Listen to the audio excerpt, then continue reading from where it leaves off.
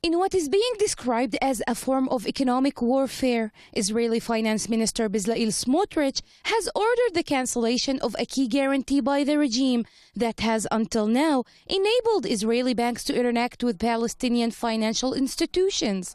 The decision comes in direct response to sanctions imposed by the United Kingdom, Canada, Australia, and others over Smotrich's far-right policies and inflammatory rhetoric. The guarantees has shielded Israeli banks from exposure to international legal risks under anti-terrorism financing laws. Without them, these banks are expected to cut ties with their Palestinian counterparts, cutting off the Palestinian Authority's access to vital financial flows, including salaries, important transfers, and public service.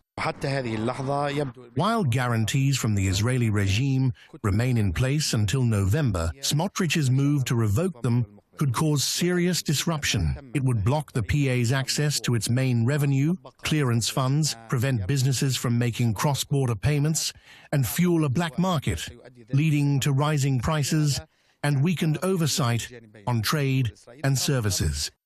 As further evidence of his hardline agenda, Smotrich on Wednesday ordered the confiscation of 800 dunums of Palestinian lands east of Ramallah.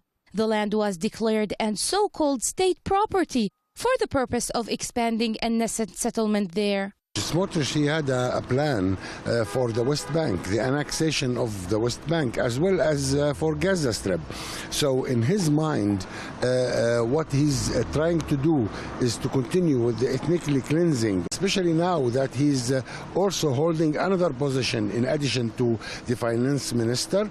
He's also the coordinator for the army for the civil department in the army in the occupied territories, especially in the West Bank. Smotrich, a vocal opponent of Palestinian statehood, leads the extremist religious Zionism party and has long advocated for settlement expansion and the annexation of the West Bank. His economic power has now become a tool to pursue ideological warfare. Smotrich's actions reflect those of a gang leader. His violent anti-Palestinian decisions, along with Ben Gvir, have placed them on international blacklists. Palestinians must urgently seek alternatives to this flawed economic agreement. This is part of a wider war on the Palestinian people. From financial isolation to land confiscation, Smotrich is making it clear that he intends to retaliate with force, not only against international community, but directly against Palestinian life and sovereignty. As pressure mounts on Israel's far-right leaders, the cost is being borne by those under occupation. Naqa Hamid reporting for Press TV, Ramallah, occupied West Bank.